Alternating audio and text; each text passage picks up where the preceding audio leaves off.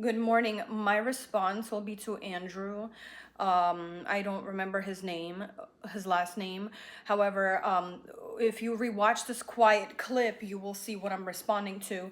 It seems to me in this clip, Andrew, just like all the red pill people, have these trained responses that are made to confuse people and somehow win a debate or argument. However, whatever mash of words you've made, it's still not going to work to have us give up our rights.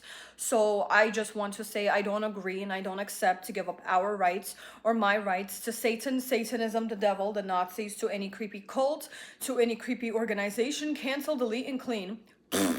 um Additionally, you know, if you watched Andrew over here, he got so angry at in this debate, he started turning into a hamster.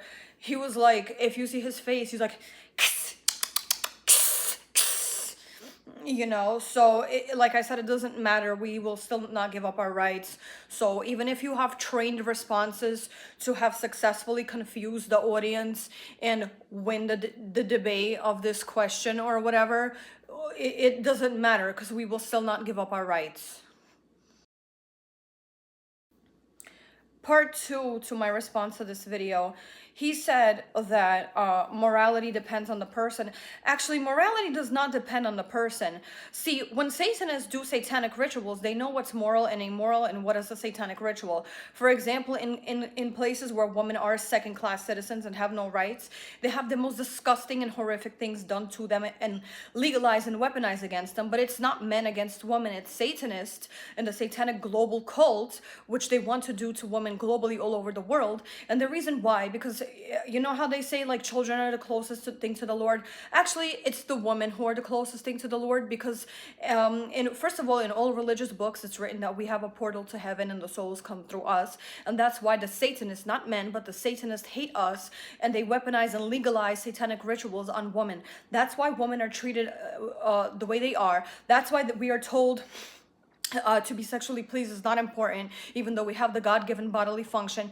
That's why we're told that ambition is a male trait and we should only stay home. However, women can successfully operate, can successfully read, write, teach classes, do mathematics, not because we're trying to be like men, not because we're trying to be anything like anybody, but because we have God-given bodily functions and programs, and to be able to mentally compute and do these things. So for example, if a woman is a surgeon, she's not trying to be a man, she's not trying to make it in a man's world, she's just using her God-given bodily functions.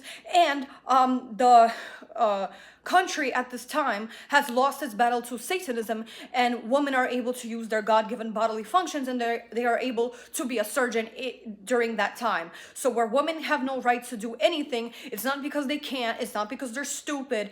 Even though like those jokes, I don't care about those misogynistic jokes. It's not misogynistic jokes, it's Satanists pretending to be misogynist. There's no such thing as misogyny, it's only Satanism. So that's how morality works for them. Morality, they don't do things based on morality. They do things based on the knowledge of Satanism.